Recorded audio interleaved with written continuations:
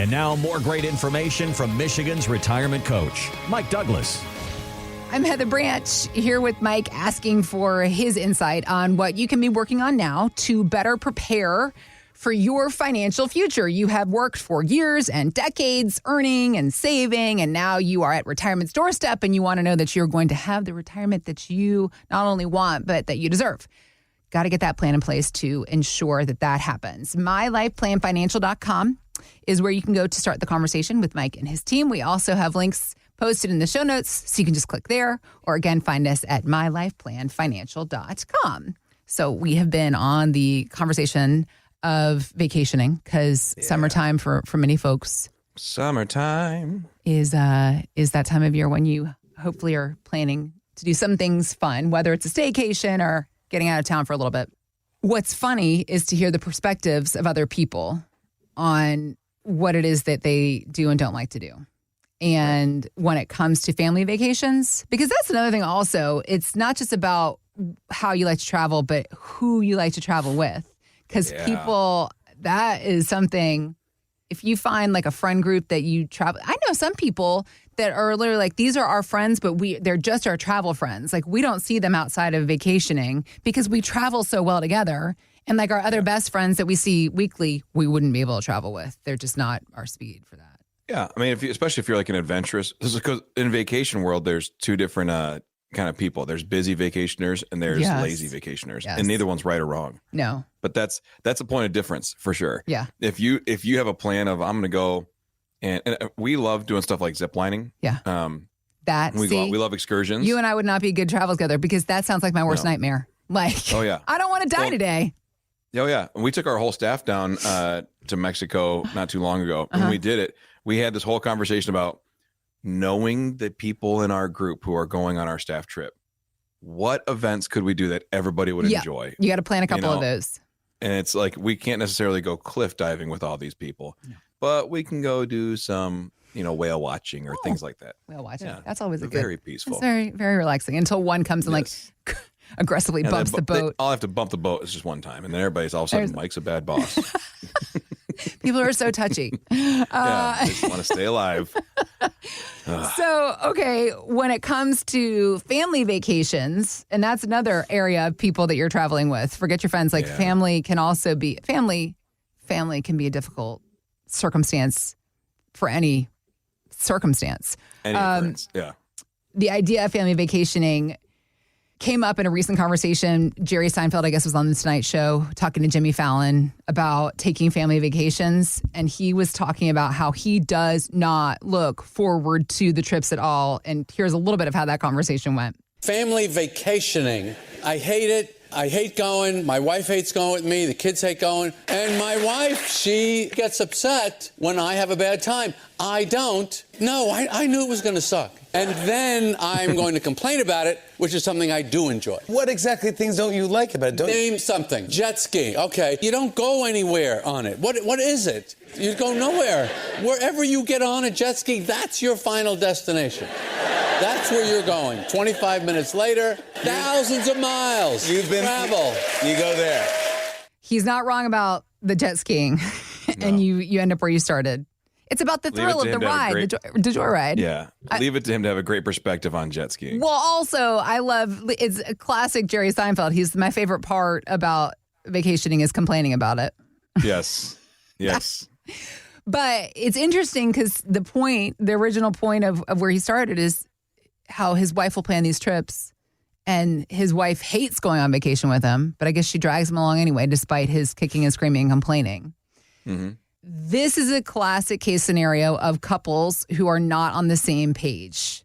Yeah. He said, she said, this is how we got to this point because somebody wanted to do something and the other person didn't agree. And now one is dealing with the other in some way.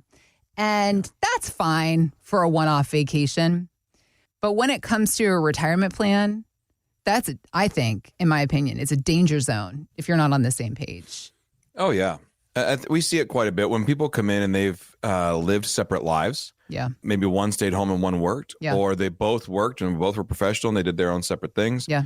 And then all of a sudden we're both around each other all the time. Mm-hmm. And it's an adjustment we have to pivot and make. And that's longer than a 7-day vacation. right? It's a lifestyle. Yep. And so we have to make sure that we're planning and asking these questions, like, what are we going to do together Yeah. to make retirement fulfilling for both of us? You know, I remember we went to Disney back in 2017, 2018, right around there, Mhm. somewhere in that, maybe 2019, Mhm. doesn't matter. When we went there, I mapped out our whole trip. I went down there. I was running the full marathon. My kids were going to run in some races. And then I built the whole trip out around all the different things we're going to do. Okay. And including pretty much down to the hour where we would be in any Disney park at any given day. Okay. And I spent hours preparing the spreadsheet. I put it on a Google spreadsheet. I shared it with my family who was going with us. Uh-huh. I put the cost per person, everything. Here's our codes. Here's Yeah. our everything. Here's links to the Airbnb. As detailed of a travel planner as you can get. Yeah. That's what I was. Yeah. We got there and it clearly said we're going to be in the car at 8:30 to be to the park by 8:45 to be in the park by 9. Okay. That was on every day's itinerary. Yep. It didn't happen once. And I was livid. I was so mad. And I was just so frustrated, you know? And I'm like, guys, you know how much work I put into this planner? Because I knew we wanted to see everything there was to see. And I Sure. bought park hopper passes and I did research on the busiest times and all this stuff. And my family's on vacation. And we had young kids still. And they're all just like, oh, no, we want to stop and get breakfast. I'm like, there's no time for breakfast. It's Disney week. And they're like, well, can we eat at Running Disney? it like at the military. Oh, and I'm like, and all I'm thinking, I'm just being such a Scrooge McDuck about the whole thing. Like, this trip was too expensive to be sitting around the Airbnb when we can be in Disney. And there's legitimacy to both sides. Yeah. There's not legitimacy to my attitude I had, right? But so then what do we do when we get in the park? Yeah. Oh, I walked as fast as I could everywhere we went. Because I was just like, we got to make up for lost time. And so I'm just kind of cooking through everywhere we go. And I'm like, come on, Meanwhile, kids, come on, all kids. your kids, but their little legs are Yeah. Just a trying to keep jerk. up with you. Yeah. And so, but it's just like, that was my brain. I'm like, we're maximizing every second. And my family's like, we're on vacation. We're in what's supposed to be the happiest place on earth. Except for Mike Douglas. And dad's a jerk, you know? And so that was just a different vacation. And Kimberly's like, hey, can you just chill out a little bit? Like, Right. can we just be on vacation? I'm like, can you guys fall in line so we can have a good vacation? You know, like all this stuff. And it was just, but in that we just were on different pages. Yeah. And I should have said earlier on, I assumed that everybody would have appreciated my spreadsheet, my scheduling as much as I did. I love a good itinerary. Nobody else appreciated it. So when they don't appreciate it, they don't participate in it. And that's kind of the rules. Yeah. And if we look at a retirement plan, there's a lot of stuff that has to be some give and take. Yeah. What do we want life to look like? You know, where do we go for a snowbirding? Where do we go on vacation? Now, a lot of stuff's like in sync. Like you don't have to talk people into, hey, we've always wanted to go to Hawaii. Should we go to Hawaii? Yeah, that'd be great. Let's do it. Like everybody's excited about Yeah. that. But then sometimes you'll get into the, well, it's an 8-hour flight. Should we book first class seats or Comfort Plus or whatever? And then you start getting to the spending and you start getting to the granular elements of something like that. And that can become a source. I don't want to spend that kind of money. No, I do want to spend it. So having these things all mapped out, having Right. conversations, understanding what happens in difficult times. So being on the same page about 1, what you want life to look like. Mm-hmm. 2, what happens in bad situations. Got it. If somebody passes, Mm-hmm. how does our life change? If someone becomes disabled, how does our life change? And not that we want to like live on these decisions. Mm-hmm. Well, let's just be aware of them. Let's make sure Mhm. things are planned for. Another one is the risk of your portfolio. If you run, and we ask this all the time, we say, well, let's take some risk analysis tools and let's figure out how risky you are. Yeah. And then we realize we're getting completely different answers from 2 different people. Yeah. And then we ask, well, how do you guys manage your portfolios now? And sometimes they say, oh no, her money is her money, my money is my money, and she invests how she wants. Okay, great. Well, then we really need to do 2 separate tests. Do you plan on continuing that way? Yes. Okay, great. Then this figure that relationship out. If they say, well, no, we've always just kind of done things together, well, then now we have to reconcile some of this stuff. You have different risk tolerances, but yet you want it all to be pulled together. You both have to give, and we have Yeah. to have some planning for it. So we just have to make sure we understand those things. You want to make sure you have plans for all these things before the storms hit. So when you have to batten down the hatches together, that's not when you're figuring out that you don't agree on some stuff. So there's a lot of these conversations we have in our retirement checklist when people come in and have these conversations of just think about this, think about that, think about this, think about that. Let me interject real quick. I don't want you to lose your train of thought, but I was just Oh, thinking as you were talking about people having different priorities and different ideas. What's your stance on couples coming in or couples not coming in? One spouse or the other comes in and it's just them. Do you say to that person, we can meet and have this conversation, but you got to bring your spouse in next time? How do you manage that? Yeah, it's actually kind of common. And I think I see it. We're starting to see it be a little less, but I'm thinking like 8 to 10 years ago, the generation who is now in like their 80s, a lot of times it was just the husband managed the money and the wife had no clue or interest. Yeah.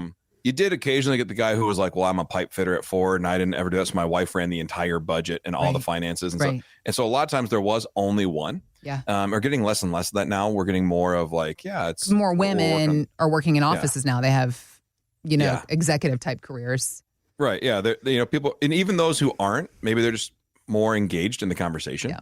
And I think it's just it's an education thing. It's easier to become educated on these topics. And so more people are taking an interest in it.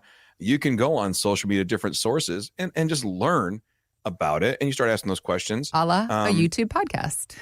The YouTube podcast, a wonderful home for information. Yes. But you go through and you do that, or you start realizing that, hey, we don't get a pension like my parents did. Right. So the 401k is an actual planning tool that we both have to be engaged in. Yeah. Those are all the things that come up. Okay. So back to your question about what happens when only one comes in, it still happens. But we generally say, to hear your story, we don't need both people. It can be just the one of you. But to make decisions, we want to make sure that everybody's on the same page. Yeah. And so I'll often say, well, we want everybody in the room before we ever make any decisions. Because, well, one, on our end, we don't want to get caught back in a he said, she said. Yeah. That's not good for anybody. But more importantly, for your marriage, for your relationships, we just want to make sure that everything's on the up and up all the way through. Because again, everything gets stressful in a storm. Everything gets stressful when the market crashes. Everything gets stressful when someone dies in our family. And now, like, when your parents die and you're in your 60s and now you lose a parent and you're struggling with it and dealing with it and your stress goes up, it affects relationships. Mm-hmm. We don't want to make difficult decisions in the midst of a difficult moment. We like to have those difficult decisions taken care of before the moments ever come. That way you can just deal with the emotions and the planning's already taken care of. I tell people all the time, 'cause unfortunately, when you deal with retirees a lot, you do deal with quite a bit of death. And we have kind of a standard statement, which is when someone calls and says, hey, my husband passed away, what do you need from me? I say nothing. We just need you to take 3 or 4 weeks, let the dust settle, be with your family, be with your kids. Whenever you're ready, we're here. And then we have a protocol we start going through where we notify custodians and do these things. Yeah. And I just say, whenever you do happen to get a death certificate, we need that. But otherwise, just deal with life. We've already got the beneficiaries taken care of. We already have all the protocols. So it's all decided before anybody dies. That way, when it comes time, rather than on top of all the stress, you have to manage additionally now financial stress. Yeah. And you're just trying to figure, did I fill that out? Where do I have to get? Do I have to run this? I have to go to my tax guy and run this over to here and all these things, rather than saying, hey, it's all taken care of in one place with a holistic advisor who's got all those things. And all I have to do is just spend time with my kids. Yeah. And that's a whole different model. Our website's mylifeplanfinancial.com. There's a button that says start your retirement roadmap today. If you click that button, that's the way we have these conversations of asking the questions maybe you don't know to ask, starting those difficult conversations of just saying, hey, here's the things we need to plan for: long-term care, death, all these different opportunities, and make sure that accordingly there's difficult decisions made when it's not difficult. And that way, when the times get tough, you are just living life, spending it with family, doing what you're supposed to do, and healing. So mylifeplanfinancial.com, click the button that says start your retirement roadmap today. And we'd love to have that conversation. Getting everybody on the same page so that we are going into this happy time of life, this retirement time of life. United, a united front, all working together. MyLifePlanFinancial.com. We also have links posted in the show notes, so you can just click there if that's more convenient. Mike and his team are ready to help you get started working on this plan, not just for you, but your entire family as well. MyLifePlanFinancial.com. Thanks for listening to Michigan's Retirement Coach with Mike Douglas. To learn more, visit mylifeplanfinancial.com. Michael Douglas is an investment advisor representative of Stewards Wealth Planning, LLC, a registered investment advisor. Financial professionals are not licensed in all 50 states. To find out if Michael Douglas is licensed in your state, please call 517-323-7526. Stewards Wealth Planning, LLC is not affiliated with nor endorsed by the Social Security Administration or any other government agency and does not provide legal or tax advice. Annuity guarantees rely solely on the financial strength and claims-paying ability of the issuing insurance company. By contacting us, you may be provided with information about insurance and annuity products offered through Michael B. Douglas, NPN number 9650939.